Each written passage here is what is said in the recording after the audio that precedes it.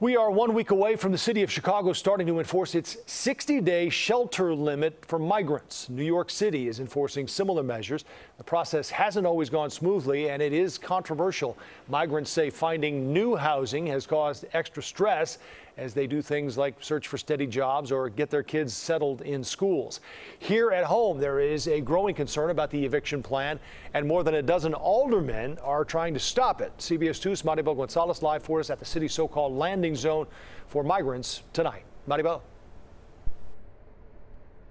Yeah, Joe, the concern that these alder people and some of these volunteers share is that if this plan is enforced, the eviction plan, hundreds of migrants will have nowhere to go, some of them ending up in the street or right back here at the landing zone in these city buses, only to have to wait to be placed into shelter once again.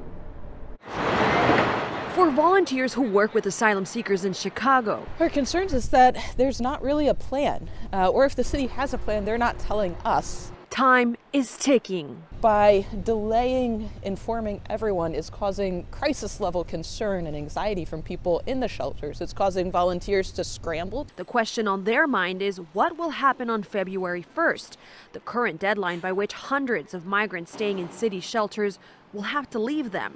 This is part of Mayor Brandon Johnson's policy to limit shelter stays, first announced in November and since extended twice due to weather concerns. With all of their stuff, Wong says around 1,900 people, including families, have received 60-day notices and could be evicted if it is enforced. There isn't much of a plan in place for folks who don't have a place to live. Now, 16 alder people urging the city of Chicago to rescind the shelter stay limits in a letter sent Thursday to the mayor's office.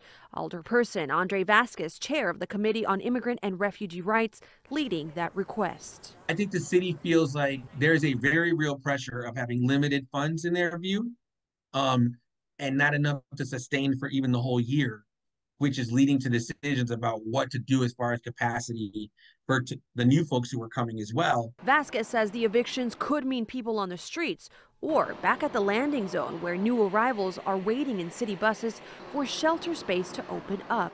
To uproot everyone from where they are to the landing zone, back to theoretically another shelter spot, seems like a waste of resources. We have not gotten rid of our stockpile of tents because we're concerned that we will go back to needing to house people on the sidewalk or outside unless something changes. Now, at an event late tonight, Mayor Brandon Johnson was asked about these looming evictions, and while he did not directly address those concerns, he did have something to say on the matter. Take a listen.